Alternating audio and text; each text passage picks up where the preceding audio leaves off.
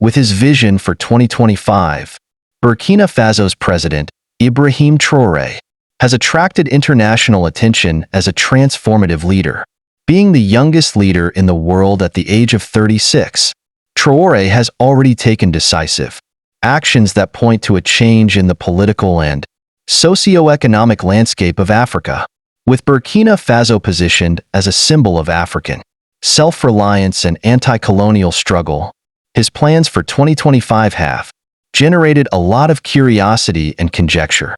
Listed below are some of his planned initiatives and their possible worldwide effects. 1. Economic independence through resource nationalization. Traoré has made a strong case for emancipating African countries from the neo-colonial economic systems that have maintained their reliance on Western powers. Nationalizing important resources, especially gold and other minerals, is one of his main tactics.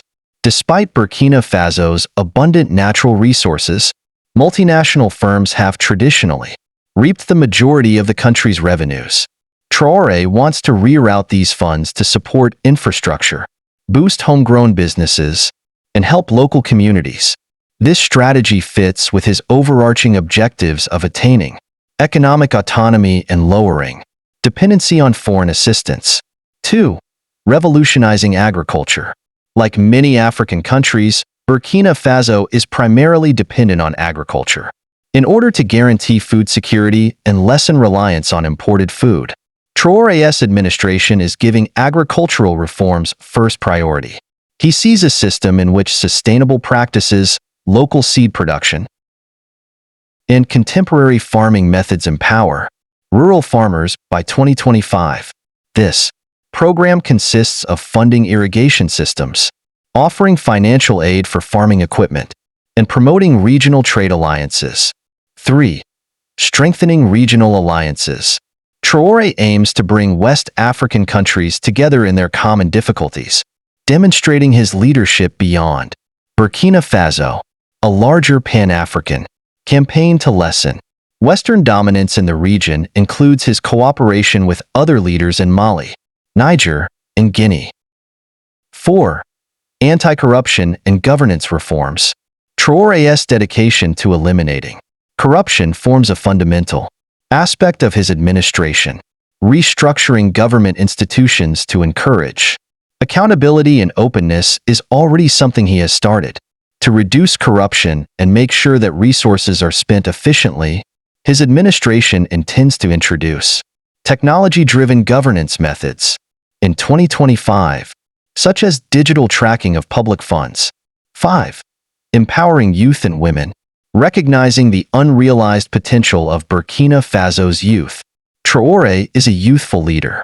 The goal of his government is to provide chances through programs in entrepreneurship, education, and vocational training, increasing the participation of women in leadership positions and supporting female entrepreneurs are two programs that prioritize women's empowerment. 6. Resisting external pressures. Traoré's audacious stand against Western meddling has elicited praise and criticism. In order to better serve Burkina Faso's interests, he has pushed out French soldiers and changed relationships with nations like China and Russia. He intends to continue developing Burkina Faso's diplomatic ties in 2025, while upholding a strong opposition to measures that threaten the country's sovereignty. 7. Security and counterterrorism. Insurgent organizations that operate in the Sahel region provide serious security threats to Burkina Faso.